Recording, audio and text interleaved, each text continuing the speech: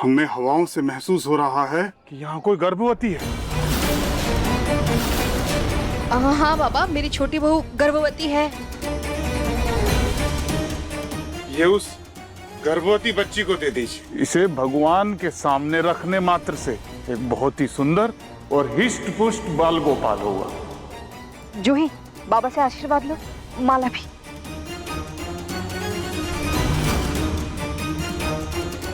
पुत्रवती बाबा।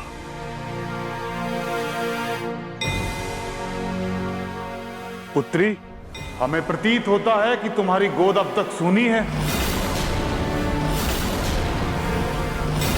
बाबा, आप तो अंतर्यामी हैं। तुमने संतान क्यों नहीं की?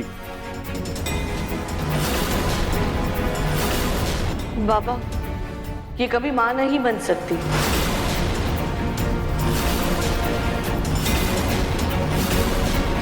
हमने विज्ञान से लेकर आध्यात्म तक सब उपाय करके देख लिए, पर फल नहीं मिला। अब जब इसी में कोई दोष है तो हम क्या करें? अगर ऐसी बात है तो गर्भवती महिला को इससे दूर रहना होगा।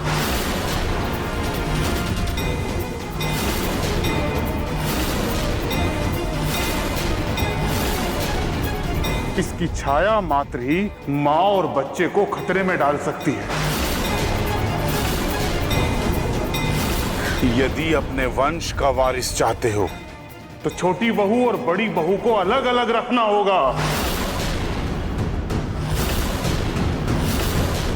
पर ऐसे कैसे बाबा, वो बहन है मेरी। मानना है तो मानो और नहीं मानना है तो मत मानो। हमें चेतावनी देनी थी सो हमने दे दी। ओम नमः शिवाय। अलख निरंजन।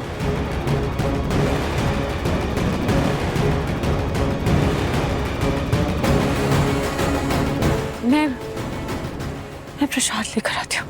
रोहित, सुन लो, बाबा की बातों के बारे में ज्यादा मत सोचना। हाँ,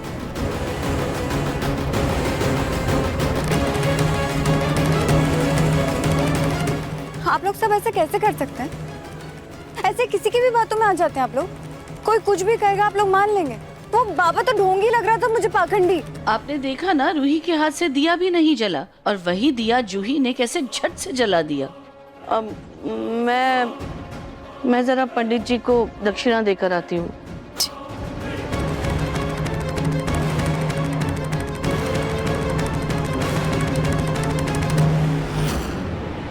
वाह बाबा जी, क्या बात है।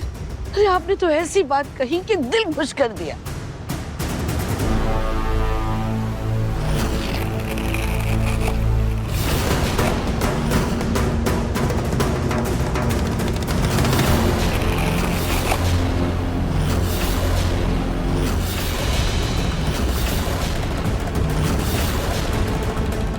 माताजी, तारीफ नहीं, पैसा निकालिए पैसा, ताकि मैं बंबई में जाकर अपने एक्टिंग का परचम लहरा सकूं। आप लोग चलिए आगे, मैं जरा पूजा के लिए फूल लेकर आती हूँ। माँ जी, मैं आवड़ा।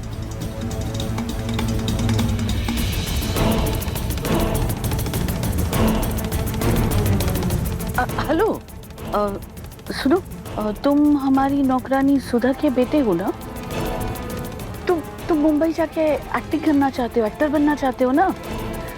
तुम्हारा ये सपना मैं पूरा कर सकती हूँ, लेकिन उसके लिए तुम्हें मेरे लिए थोड़ी सी एक्टिंग करनी पड़ेगी। अब तुम है ना, एक साधु का भेष बनाकर यहाँ काली माता के मंदिर आ जाओ। मैं तुम्हें लोकेशन सेंड करती हूँ, ठीक है?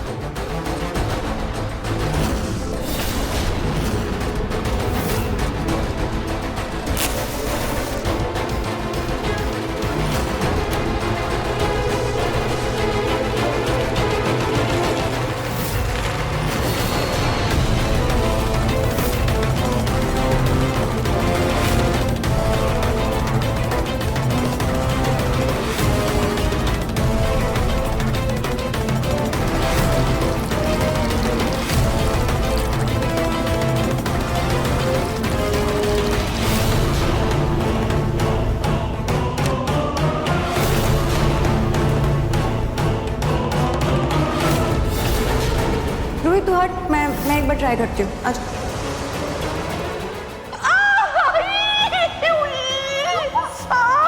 लगता है मुझे कुछ काटा।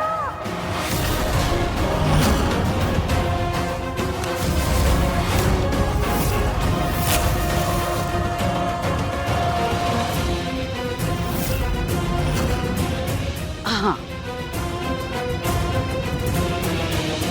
ये लो तुम्हारे पैसे। और हाँ, अब इस शहर में तो क्या, इसके आसपास भी भटकना मत, समझे? वो सब तो ठीक है, लेकिन बम्बई में तो ये पैसे बहुत जल्दी खत्म हो जाएंगे। थोड़े पैसे और मिलेंगे क्या? पैसे दिखे नहीं कि आंखें चौंधी आ गई? अब ज्यादा लालच बढ़ गई है क्या तुम्हारी? झूठ इतना मोटा बोला है तो रकम भी तो मोटी लगेगी। जाने का वक्त हो गया है। दादी कहाँ चली गई? कोई एक्स्ट्रा पैसे वैसे नहीं मिलेंगे, समझे? फुटो यहाँ से। ठीक है, फिर मैं सबको सच बता देता हूँ।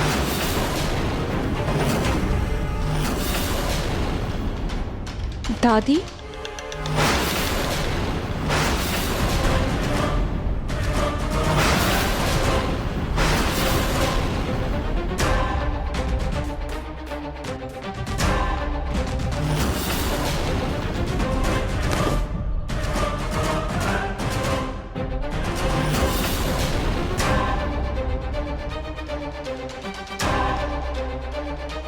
बाबा जी, आपकी कृपा दृष्टि हमारे घर परिवार पर हमेशा बनाए रखना। भगवान सब ठीक करें।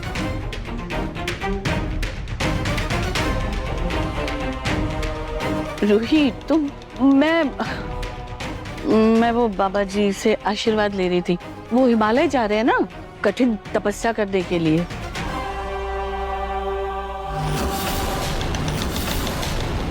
दादी, आपके एक हाथ का कंगन कहाँ गया?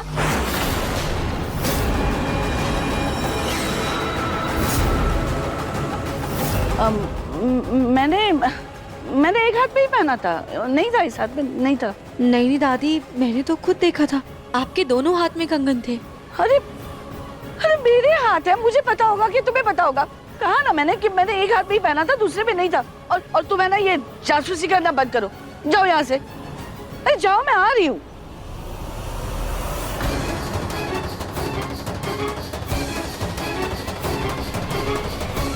आधा काम तो हो चुका, अब बस आधा काम वो बड़बोली पूनम करेगी। क्लीम कालिकाय नमः, क्लीम कालिकाय नमः, क्लीम कालिकाय नमः, क्लीम कालिकाय। दादी, इस धूप के धुएं से मुझे खांसी हो रही है। आपकी पूजा हो तो गई, अब आप ये क्या करिए, बंद करिए ना इसे।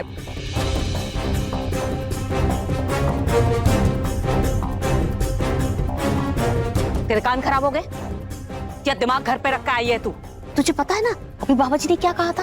उन्होंने कहा था तुझे रूही के बुरे साए से दूर रहना है, और न जाने कितनी देर से तू रूही के साथ घूम रही है। कितनी नजर लग गई होगी तुझे और तेरे होने वाले बच्चे को। प्लीज दादी, प्लीज प्लीज करेगी बस। देखो दादी, रूही के खिलाफ अनाप शनाप कुछ भी नहीं सुनने वाली हूँ मैं। और रूही मुझे या मेरे बच्चे को कोई भी हार्म नहीं पहुंचा सकती है। अच्छा, उसी भरोसे छोड़ करके आई थी ना समर दामाद जी को घर पे, मायके आकर जब बैठ गई थी, क्या हुआ था भूल गई ना? उसने अपनी सगी बहन रोली से शादी करवा दी थी समर दामाद जी की, याद दिला दूं अगर भूल गई हो तो। दादी, उसमें रूही की कोई गलती नहीं थी, वो सब तो रोली की चाल थी ना। तुझे तो उस रूही पर अंधा भरोसा है, लेकिन मेरी बात को समझ। देख बेटा, जिसकी नजर हमें लग रही होती है ना, उस इंसान को शायद पता भी नहीं है कि वो नजर लगा रहा है, लेकिन लग रही है नजर। जो खुशियां तुझे मिली हुई है, सामने वाले को भी यही लग सकता है ये सारी खुशियां मुझे मिल जाए, लेकिन उसे जब वो खुशियां नहीं मिलती है तो अपने आप वो नजर लग जाती है। दादी, मैं नहीं मानती इन सब बातों में। फिर एक बात बता, वो जो एसी वाला हादसा तेरे घर में हुआ, जो तेरी दादी सास ने मुझे बताई, वो क्यों हुआ? कैसे फट गया अचानक से एसी, और वो भी तब जब रूही तेरे साथ। दादी, वो एक इत्तेफाक था, रूही की इसमें कोई गलती नहीं है। इत्तेफाक? ये आजकल के मॉडर्न बच्चे हैं, मतलब इनकी सोच का तो कुछ कर ही नहीं सकते। लेकिन मैं तुझे एक बात समझाऊं बेटा, जो माँ नहीं बन सकती है ना, जरूर उनके साथ कोई न कोई बुरी शक्ति है जो कि जुड़ी होती है, जिस वजह से वो माँ नहीं बन पाती। वो बेचारियां क्या करें, लेकिन वो बुरी शक्तियां बाकियों के लिए सही नहीं होती, इसीलिए तो जब पूजा अर्चना होती है या फिर कोई शुभ काम होता है तो जो माँ नहीं बन पाती हैं उनको उस शुभ काम से दूर रखा जाता है। बस इतनी सी बात है। ये 1970s की बातें करना ना बंद करो प्लीज। मैं रूही से अलग नहीं होंगी, बात खत्म। मैं तो सिर्फ तेरा भला चाहती हूँ जूही। मैं सिर्फ तेरा भला चाहती हूँ और इसी वजह से मैं बार बार ये बात कह रही हूँ कि अगर तुझे एक स्वस्थ सही सलामत बच्चा पैदा करना है उस रूही से दूर रहे। बाकी अगर तुझे चाहिए कि तेरी जिंदगी में कोई मुसीबत आए, कोई तकलीफ आए, बच्चा स्वस्थ ना हो तो तेरी मर्जी है। सोच लिया।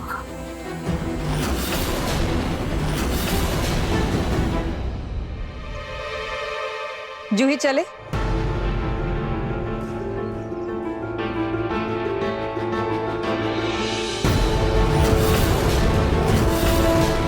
आप लोग चलिए, मैं जूही को लेकर दूसरी गाड़ी में आती हूँ। नहीं वो रूही। अच्छा।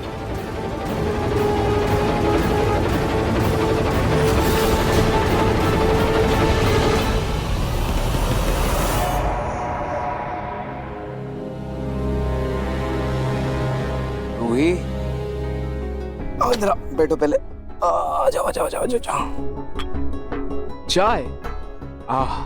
Thank you Ruhi, thank you. तुम्हारी हाथ की चाय की बहुत जरूरत थी। पता है इतने दिन बीमार रहा, ऑफिस का काम आधा अधूरा संभाल रहा था। अब जाके सब जब ठीक हुआ हूँ, इतने सारे पेंडिंग काम है ना, सबको निपटाना है। सुबह से लगा पड़ा हूँ मैं।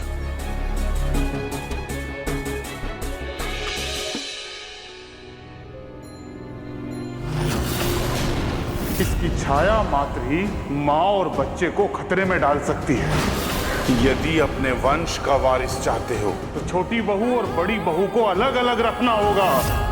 क्या करूं? नाहर जी को मंदिर वाली बात बताऊं कि नहीं? माँ जी आपने बुलाया मुझे? हाँ, एक मिनट। बैठो बैठो बैठो। तुम ना मेरा बीपी चेक करो, लगता है बहुत बढ़ गया है।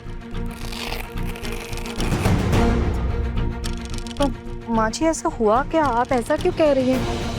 अरे सुनिए, तुमने सुना नहीं क्या वो मंदिर में बाबा जी ने क्या कहा था? सच कहूँ सोनी, मुझे ना इस घर के होने वाले वारिस की बहुत फिक्र हो रही है। और देखो ना हम दोनों की किस्मत कितनी बुरी है। अब तक हमने ढंग से अपने पोते और परपोते का सुख भी नहीं लिया है। कहीं कुछ गड़बड़ ना हो जाए। नहीं नहीं नहीं नहीं माँ जी, आप ये सब क्या कह रही हैं? माँ जी मैं मेरे समर के बच्चे को कुछ भी नहीं होने दे सकती, चाहे इसके लिए मुझे कुछ भी करना पड़े।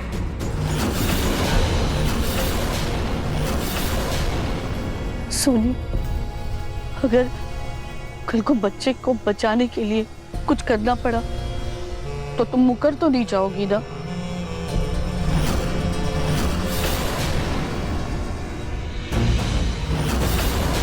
नहीं माँ जी, माँ जी समर के बच्चे के खातिर ही हमने उस रोली को इस घर में रखा था, जबकि हमें तब तो पता भी नहीं था कि वो बच्चा समर का है भी या नहीं। माँ जी मैं जमीन आसमान एक कर दूंगी, लेकिन मेरे समर के बच्चे को कुछ भी नहीं होने दूंगी।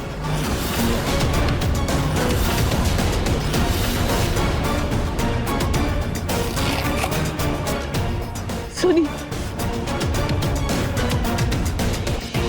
मैं बस यही सुनना चाहती थी। देखो अब मेरा बीपी एकदम ठीक हो गया। सॉरी, तुम जाकर मेरे लिए नींबू पानी लेकर आओ ना। हाँ जी माँ जी। हाँ, थोड़ा और अच्छा लगेगा। हाँ?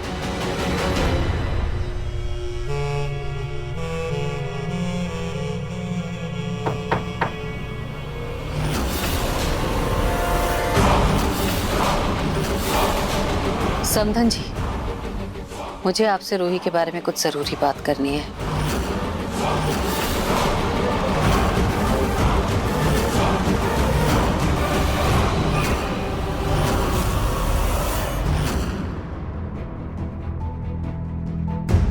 रूही, क्या हुआ? कुछ कहना चाहती हो? हाँ जी, वो हाँ बोलो क्या? वो रूही, दादी ने कुछ कहा? दादी ने कुछ कहा क्या? अगर ऐसा है तो बोलो, मैं अभी जाके बात करता हूँ। नहीं नार जी, ऐसी कोई बात नहीं है। वो मैं ये सोच रही थी कि मैंने चाय में चीनी डाली या नहीं, मुझे याद ही नहीं है। डाली है ना चीनी? पक्का यही बात है ना? हाँ नार जी, यही बात है।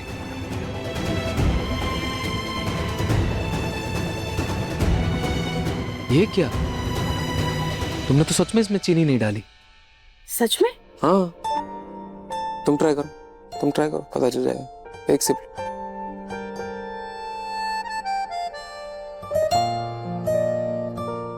चीनी तो ठीक ही लग रही है। अच्छा,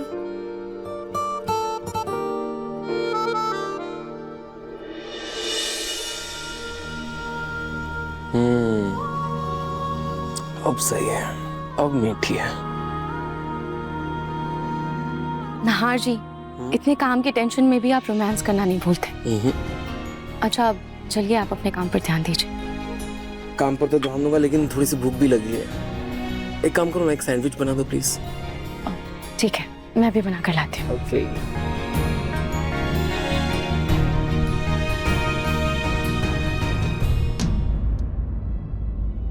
नाहर जी वैसे ही ऑफिस के काम से इतने परेशान हैं। मंदिर में मिले बाबा की बातें बताई तो कहीं वो और परेशान ना हो जाए। भूख लगी है, जाओ।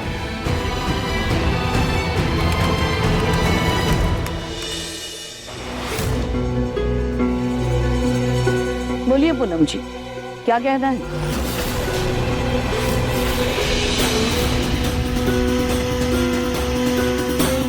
समधन जी, पापा जी ने जो बात कही वो रह रहकर मेरे कानों में गूंज रही है। उसी सिलसिले में आपसे बात करने आई हूँ।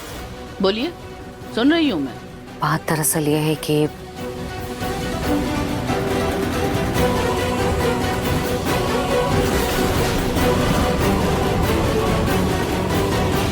पूनम जी, मंदिर में दान पुण्य करते वक्त अपना दिमाग भी दान कराई थी क्या आप?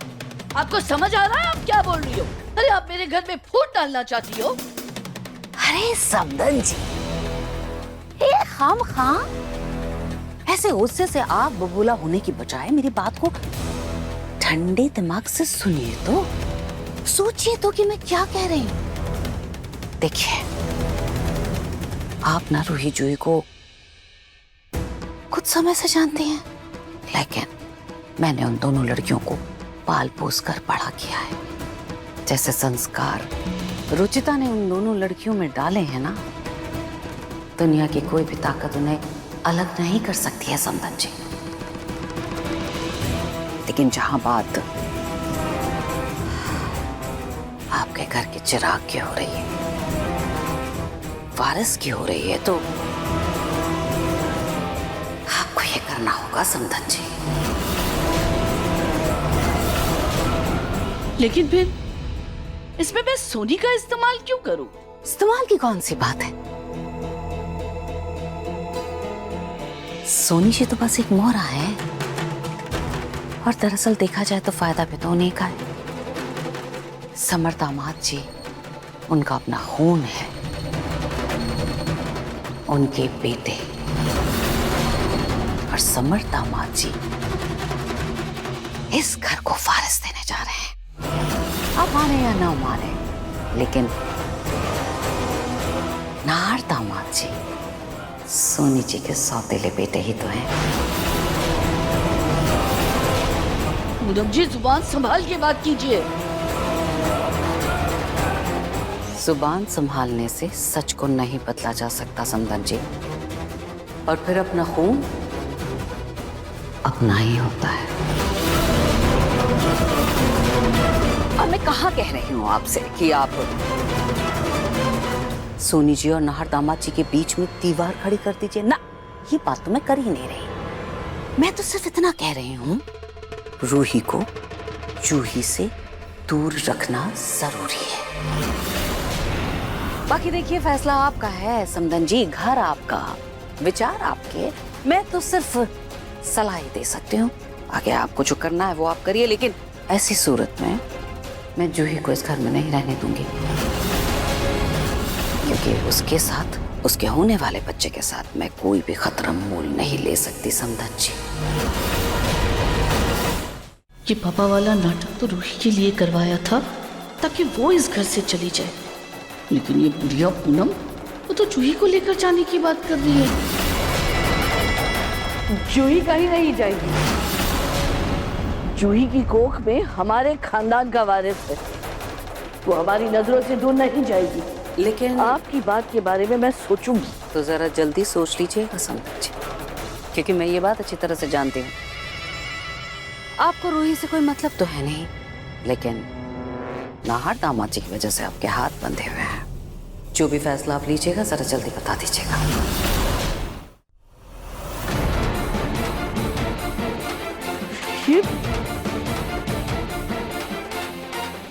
इस रूही का मुझे कुछ करना पड़ेगा। इसकी छाया मात्र ही माँ और बच्चे को खतरे में डाल सकती है। और नजर का क्या है, किसी की भी लग जाती है। अरे जिसके बच्चे नहीं हो रहे होते हैं ना, उसकी भी लगती है।